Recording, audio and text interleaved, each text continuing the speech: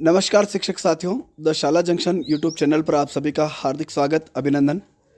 साथियों, हम आज बात करने वाले हैं कार्यालय निदेशक प्रारंभिक शिक्षा पंचायती राज विभाग राजस्थान बीकानेर द्वारा जारी पत्र के बारे में, जो 22 दिसंबर 2022 को जारी किया गया, जिसमें प्रारंभिक शिक्षा पूर्णता प्रमाण पत्र कक्षा 8 परीक्षा 2023 हेतु दिशा निर्देश दिए गए हैं।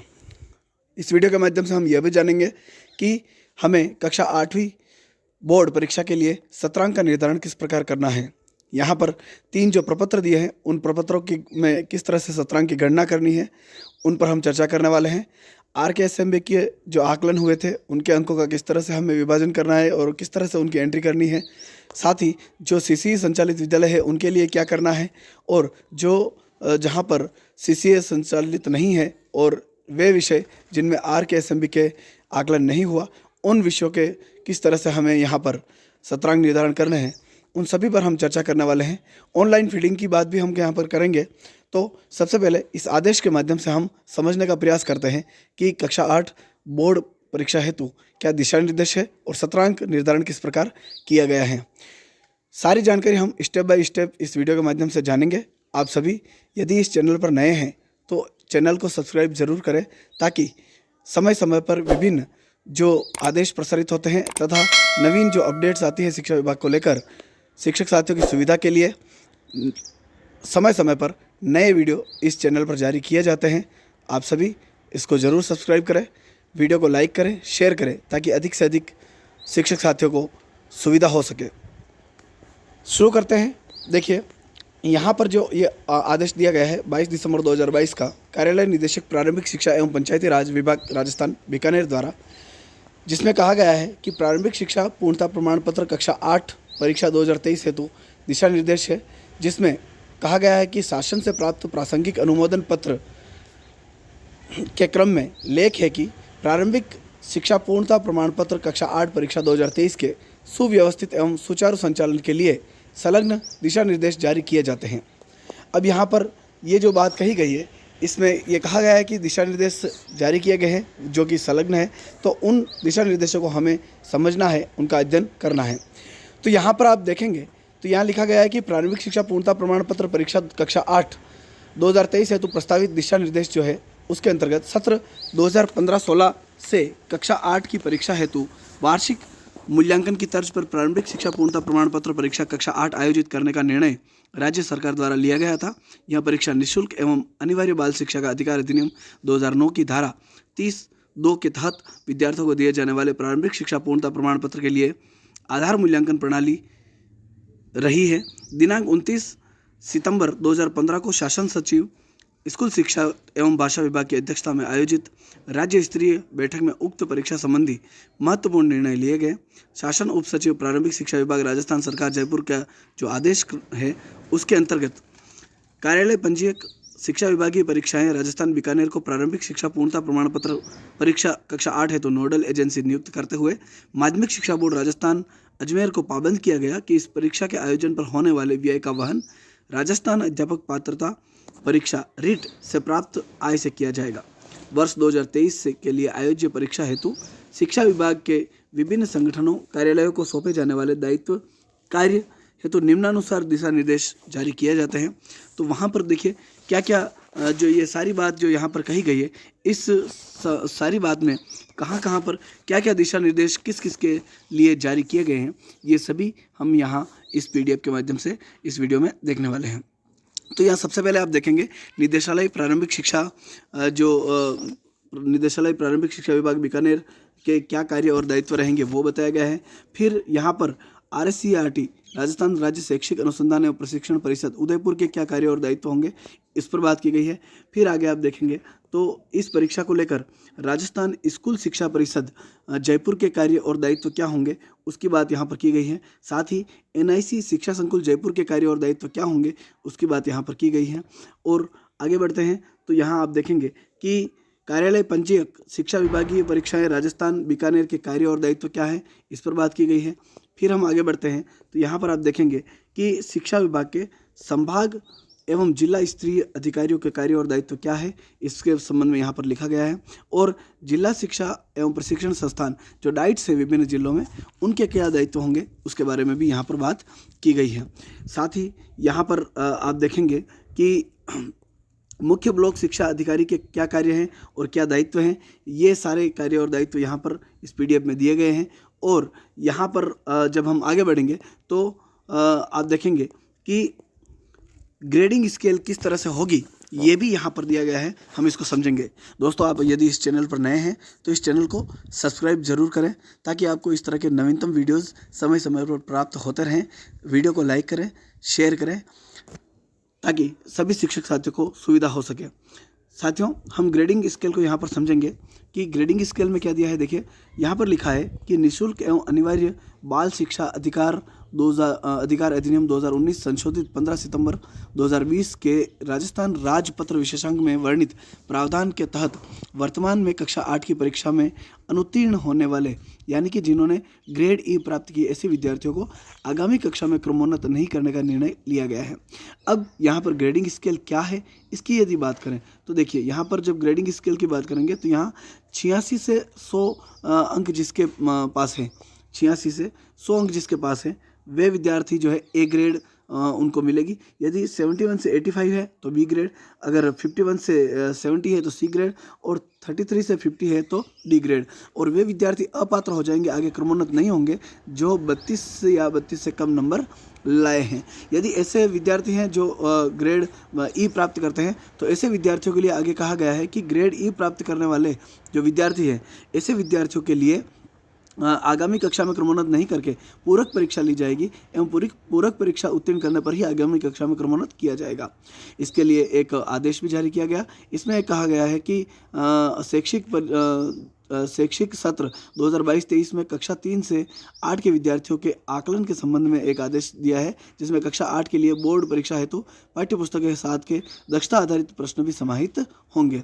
अब यहाँ पर आप देखेंगे 20 अंक जो सत्रांक के विद्यालय से दिए जाएंगे, उनमें 80 अंक लिखित मूल्यांकन के लिए निर्धारित है, और इस 80 अंक का जो लिखित मूल्यांकन है, जिसमें दक्षता आधारित प्रश्न 30 अंक के रहेंगे।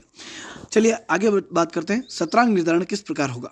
तो यहाँ पर देखिए, सबसे पहले जो दिया गया है कि ऐसे विद्यालय जहाँ पर CC संचालित है, ऐसे विद्यालय जहाँ पर CC संचालित है, ऐसे विद्यालयों में सत्रांक का निर्धारण किस प्रकार होगा। तो यहाँ पर आप देखेंगे CC संचालित विद्यालयों में सत्रांक के 20 अंकों में से, आप यहाँ पर देख पा रहे हैं कि यह लिखा है कि CC संचालित विद्यालयों में सत्रांक के 20 अंकों में से 5 अंक उपस्थिति के होंगे और 15 अंक सबमेटिव असेसमेंट फर्स्ट और सबमेटिव असेसमेंट सेकंड, यानी ऐसे फर्स्ट और ऐसे सेकंड, और अन्य शैक्षिक व्यक्तिगत गुण, अभिवृत्ति आधारित गतिविधियों आदि के लिए निम्नांकित प्रपत्र 2A के अनुसार निर्धारित होंगे। जो फॉर्मेट 2A दे रखा है उसके अनुसार जो है निर्धारित किया जाएगा। CC संचालित विद्यालयों में, जिन विद्यालयों में सतत एवं व्यापक मूल्यांकन संचालित है, ऐसे विद्यालयों के लिए एक फॉर्मेट दिया गया है। इसमें एक बात और कही गई है कि उपस्थिति के लिए जो अंक है वो किस प्रकार से निर्धारित होंगे। तो यहाँ पर आप देख पाएंगे कि ऐसे विद्यार्थी जो 75 से 65 से 75% जिनकी उपस्थिति रही है, उनको 3 अंक दिए जाएंगे।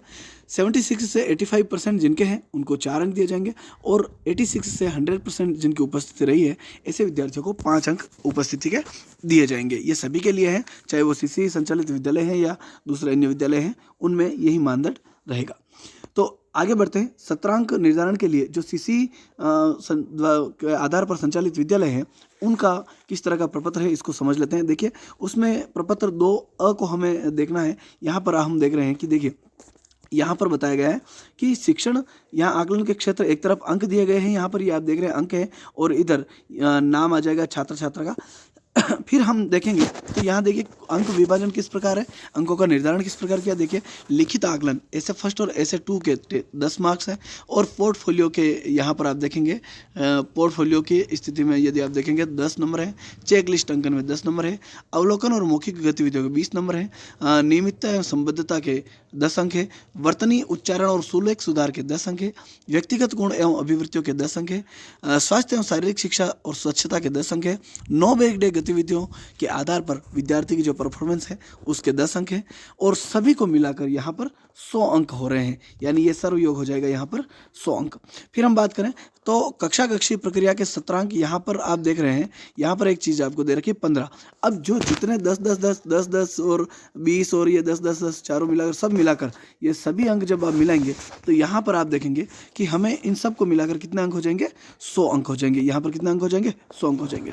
अब ये जो 100 अंक हुए हैं, इन 100 अंकों का यहाँ पर क्योंकि 20 जो 17 अंक भेजने हैं तो यहाँ पर 100 अंकों को जो है उसको 15 अंकों में जो है हमें परिवर्तित करना है।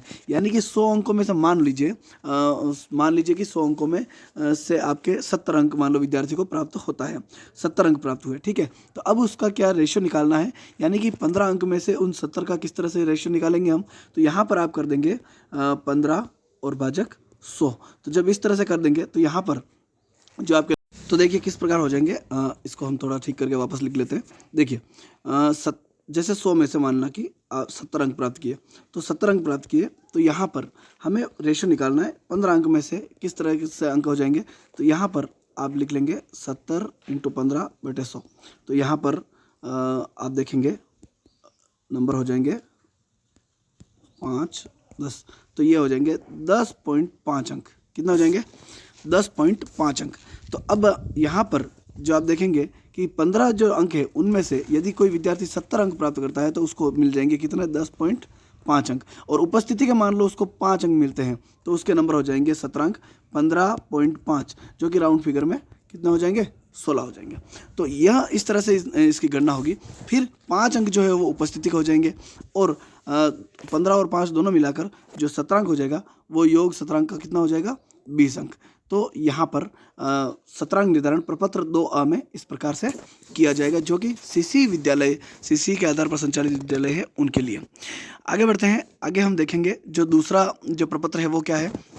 राजस्थान की शिक्षा में बढ़ते कदम के अंतर्गत आकलन कराने वाले जो विद्यालय हैं, जहां पर RKSMB के तहत जो आकलन हुआ है, ऐसे विद्यालयों में 17 अंक निर्धारण किस प्रकार से होगा। तो ऐसे विद्यालयों में शैक्षिक सत्र 2022-23 में कक्षा 3 से 8 के विद्यार्थियों के लिए आकलन के संबंध में जो एक पत्र जारी किया गया था। राजस्थान के शिक्षा में बढ़ते कदम के अंतर्गत ऐसे विद्यालय जहां RKSMB के अंतर्गत आकलन लिया जा रहा है, 17 अंक निर्धारण प्रपत्र 2B के अनुसार होगा, यानी कि इसका फॉर्मेट 2B है, ठीक है। अब इसमें फॉर्मेट क्या है, इस फॉर्मेट को समझ लेते हैं। देखिए इसमें आप देखेंगे कि नाम छात्र छात्रा आ जाएगा। इसके अलावा जो RKSMB के फर्स्ट हुआ था जिसमें 3 विषय थे, हिंदी, अंग्रेजी और गणित, उन विषयों के 30 नंबर यहाँ पर 30 अंकों के आधार पर यहाँ भरे जाएंगे। और फिर दूसरा जो अर्धवार्षिक परीक्षा के साथ RKSMB के 2 जो आकलन हुआ था उन दोनों के नंबर यहाँ है। RKSMB के 2 के नंबर 30 होंगे और अर्धवार्षिक परीक्षा में जो पेपर हुआ था उसके 40 अंक होंगे, यानी 70 में से यहाँ पर नंबर देने हैं हिंदी, अंग्रेजी और गणित विषय में। केवल इन तीनों विषयों की ही बात हो रही है। विज्ञान की और संस्कृत की, सामाजिक विज्ञान या कोई अदर जो दूसरी जो कोई लैंग्वेज है, थर्ड लैंग्वेज, तो उनके यहाँ पर जो है RKSMB के तहत आकलन नहीं लिया था। तो यहाँ पर 30 और 70 दोनों मिलाकर 100 हो गए। अब यहाँ क्या करना है, देखिए समझने वाली बात यहाँ पर है कि जो 100 अंक है, 100 में से जितने अंक प्राप्त हुए हैं उनका 80% निकालना है। उनका कितना निकालना है, 80% निकालना है। इसके लिए हम क्या करेंगे, इसके लिए हम जो जैसे माना कि 100 में से 80 अंक प्राप्त हुए हैं, ठीक है। अब 80 अंक प्राप्त हुए तो उनका 80% निकालेंगे। तो 80% निकालने के लिए जब हम 80% निकालेंगे तो कितना हो जाएगा, 64 अंक हो जाएंगे। कितने अंक हो जाएंगे, 64। तो यहाँ पर माना कि 80 अंक आते हैं तो उसका 80% निकालने पर कितना हो जाएंगे, यहाँ आप देखेंगे कि उसके 64 अंक जो है वो हो जाएंगे। फिर बात करते हैं आगे, जो आगे प्रथम परख है उसके 10 नंबर में से जितना आए और सेकंड जो टेस्ट हुआ उसमें 10 नंबर का जो टेस्ट था उसमें से जितने नंबर आए वो और इसमें जोड़ दिए जाएंगे, यानी 10 और 10 यानी 20 नंबर में से जितने नंबर आए, माना कि 10 और 10 20 नंबर में से मान लो 8 नंबर दोनों में आए तो 16 नंबर हम इसमें जोड़ देंगे। कितने नंबर जोड़ देंगे, 16 नंबर हम इसमें जोड़ देंगे। तो अब टोटल नंबर ये कितना हो गए, टोटल अंक हो गए ये 80। कितना हो गए? 80। अब यहाँ पर 100 में से आप यहाँ देखेंगे 100, ये जो 100 है, इन 100 में से हमारे पास कितने आ गए हैं? माना कि 80 आ गए। ठीक है, अब 80 का जो है यहाँ आगे रेशियो दे रखा है कि क्योंकि 17 अंक 20 अंक है, उसमें से 5 अंक उपस्थिति के हैं, तो इन 80 को हमें किस में बदलना है? 15 अंकों में। तो यहाँ पर 80 को 15 अंकों में परिवर्तित करने के लिए हम क्या करेंगे? देखिए, 80 को 15 अंकों में बदलने के लिए आप सीधे ये भी कर सकते हैं, 80 को इंटू 0.15, इससे आप गुणा कर लीजिए, सीधे आप गुणा कर सकते हैं, या फिर पॉइंट नहीं लगाए तो आप ये भी कर सकते हैं कि 80 के आगे 15 लिखकर 15 और आप 100 का भाग दे सकते हैं, बात एक ही है। तो आप देखेंगे कि यहाँ पर कितना हो जाएंगे? 120 और 10, तो यहाँ हो जाएगा 12 अंक। कितने अंक हो जाएंगे? 12 अंक। तो यहाँ पर 15 में से मान लो कोई बच्चा 100 में से जिसमें RKSMB के फर्स्ट, RKSMB के 2, अर्धवार्षिक परीक्षा, इनका योग निकालने के बाद जो हम रेशियो निकालेंगे 80% वो, और फिर फर्स्ट टेस्ट और सेकंड टेस्ट की जो नंबर है वो जोड़ने के बाद फिर 100 में से जितना योग हो जाएगा उस योग में का जो जब हम 15 नंबर के हिसाब से रेशियो जब निकालेंगे तो वहाँ पर जो यदि 80 नंबर बालक लाता है तो वहाँ पर कितना हो जाएगा? 12 अंक हो जाएंगे। और मान लो उपस्थिति में से उसको 5 मिलते हैं तो 12 और 5 यानी कि उसके 17 अंक कितने हो जाएंगे? 17 हो जाएंगे। कितना हो जाएंगे? 17। तो इस तरह से हमें 17 अंक निर्धारण प्रपत्र 2 में करना है। आगे बढ़ते हैं। इसमें एक चीज़ और लिखी है, नोट दिया गया है कि हिंदी, अंग्रेजी और गणित के जो विषय हैं उनके अतिरिक्त शेष विषयों का 17 अंक निर्धारण प्रपत्र 2 के अनुसार होगा। अब प्रपत्र 2 क्या है वो हम आगे देखने वाले हैं। देखिए आगे, अन्य विद्यालय जिनमें RKSMB के नहीं है या वे विद्यालय जिनका RKSMB के जिन विषयों के RKSMB के तहत आकलन नहीं हुए हैं उनके लिए प्रपत्र 2 है। इसमें लिखा गया है कि प्रारंभिक शिक्षा पूर्णता प्रमाण पत्र, यहाँ पर आप देख रहे हैं इसमें लिखा गया है कि प्रारंभिक शिक्षा पूर्णता प्रमाण पत्र परीक्षा में प्रत्येक विषय का अंक बार 100 अंकों का होगा, जिसमें 20 अंक 17 अंक हेतु और 80 अंक प्रारंभिक शिक्षा पूर्णता परीक्षा हेतु निर्धारित है। 17 अंक के 20 अंकों में से 5 अंक उपस्थिति के तथा 15 अंक प्रथम परक, द्वितीय परक, अर्धवार्षिक परीक्षा, 9 बैक डे गतिविधियों के लिए निर्धारित निम्नांकित जो प्रपत्र 2 है उसके अनुसार 17 अंक निर्धारित होंगे। अब देखते हैं प्रपत्र 2 में क्या दिया हुआ है। देखिए, इसमें प्रपत्र 2 में जब आप देखेंगे तो देखिए, नाम छात्र छात्रा आ जाएगा, प्रथम परक के 10 अंक, द्वितीय परक के 10 अंक, अर्धवार्षिक परीक्षा के 70 अंक और 9 बैक डे गतिविधियों के 10 अंक होंगे। और यदि आपको जानकारी है तो एक नवीन आदेश और प्रसारित हुआ है जिसमें कहा गया है कि इन कक्षाओं में तृतीय जो परख है उसका आयोजन नहीं होगा और RKSMB का आयोजन होगा। तो उसकी हम खैर अगले जो वीडियो और होगा उसमें बात करेंगे। देखिए, तो प्रथम परख के 10 अंक, द्वितीय परख के 10 अंक, अर्धवार्षिक परीक्षा के 70 अंक, 9 बैक डे गतिविधियों के 10 अंक, इस तरह से कुल 100 अंकों का जो है यह हो जाएगा। और 100 अंकों का फिर हम यहाँ पर 20 जो 17 अंक भेजने हैं तो 15 का रेशियो हम यहाँ पर निकाल लेंगे। तो 100 में से मान लो कि 80 अंक आते हैं तो जब हम 15 के हिसाब से रेशियो निकालेंगे तो कितना हो जाएगा? मैंने आपको बताया था 0.15 से हम गुणा कर सकते हैं या 15/100 लिख के कैसे भी कर सकते हैं, तो लगभग कितने आ जाएंगे? 12 अंक आ जाएंगे। और अधिक ये नंबर है या कम अंक है तो उसके हिसाब से ये नंबर जो 17 अंक है वो घट जाएंगे। तो 5 नंबर जो उपस्थिति है वो जोड़ने के बाद यहाँ पर 20 में से जितने 17 अंक बन रहे हैं वो 17 अंक उसमें भेज दिए जाएंगे। तो मुझे लगता है कि तीनों प्रपत्र आपको अच्छे से समझ में आ गए होंगे। यदि किसी भी प्रकार का आपको और भी कुछ जानना चाहते हैं, इसके संबंध में कोई भी जानकारी चाहते हैं तो आप कमेंट बॉक्स में कमेंट करें। इस PDF को मैं जो है मेरे टेलीग्राम चैनल द शाला जंक्शन के नाम से टेलीग्राम चैनल है, उस पर भी मैंने अपलोड किया है, तो वहाँ पर जाकर आप इस PDF को प्राप्त कर सकते हैं। और भी नवीनतम वीडियोस के लिंक भी आप टेलीग्राम चैनल पर जाकर प्राप्त कर सकते हैं। और यदि आपके कोई भी क्वेरी है, कोई भी आप कुछ भी पूछना चाहते हैं तो मेरे कमेंट बॉक्स में लिखें ताकि मैं आपके प्रश्नों के उत्तर देने का प्रयास करूँगा। आगे देखिए, आगे हम यहाँ पर सामान्य दिशा निर्देश क्या दिए हैं उनको भी देख लेते हैं। यहाँ पर लिखा है कि इस परीक्षा का नाम प्रारंभिक शिक्षा पूर्णता प्रमाण पत्र परीक्षा 2023 elementary education completion certificate examination 2023 होगा, जो निःशुल्क एवं अनिवार्य बाल शिक्षा का अधिकार अधिनियम 2009 का केंद्रीय अधिनियम संख्या 35 तथा राजस्थान राज्य के निःशुल्क एवं अनिवार्य बाल शिक्षा का अधिकार अधिनियम 2011 के प्रावधानों व राजस्थान राजपत्र में अधिप्रसारित नोटिफिकेशन दिनांक 15 सितंबर 2020 में निर्धारित प्रावधानों के अधीन संपादित होगी। आगे कहा गया है कि केंद्रीय माध्यमिक शिक्षा बोर्ड सीबीएसई पैटर्न के विद्यालयों को छोड़कर राज्य के समस्त राजकीय मान्यता प्राप्त गैर राजकीय विद्यालयों हिंदी और अंग्रेजी माध्यम में अध्ययनरत कक्षा 8 के समस्त विद्यार्थियों का परीक्षा में सम्मिलित होना अनिवार्य होगा। इन समस्त विद्यालयों के संस्था प्रधानों का यह दायित्व होगा कि वे इस परीक्षा हेतु अपने विद्यालय में अध्ययनरत कक्षा 8 के समस्त विद्यार्थियों के ऑनलाइन आवेदन पत्र भरवाएं। कक्षा 8 के लिए यह दक्षता आधारित वार्षिक परीक्षा होगी। इसके अतिरिक्त विद्यालय स्तर पर किसी भी प्रकार की अन्य परीक्षा नहीं ली जाएगी। ठीक है, आगे क्या लिखा है देख लेते हैं। नेत्रहीन एवं मूक बधिर विद्यार्थियों के लिए इस दक्षता आधारित परीक्षा में भाग लेना अनिवार्य होगा। ऐसे परीक्षार्थियों को माध्यमिक शिक्षा बोर्ड राजस्थान अजमेर द्वारा विशेष आवश्यकता वाले बालक बालिकाओं CWSN को उपलब्ध करवाई जाने वाली सुविधा शिथिलता उपलब्ध करवाने हेतु जारी प्रपत्र 33 अनुसार लाभ दिया जाएगा। राज्य में संचालित मान्यता प्राप्त उर्दू हिंदी माध्यम के विद्यालयों के विद्यार्थियों के लिए राज्य स्तरीय परीक्षा में भाग लेना अनिवार्य होगा। इस हेतु ऐसे विद्यार्थियों के लिए भाषा विषय के प्रश्न पत्रों के अतिरिक्त शेष विषय जैसे सामाजिक विज्ञान, विज्ञान और गणित के प्रश्न पत्र संबंधित माध्यम में प्रदान किए जाएंगे।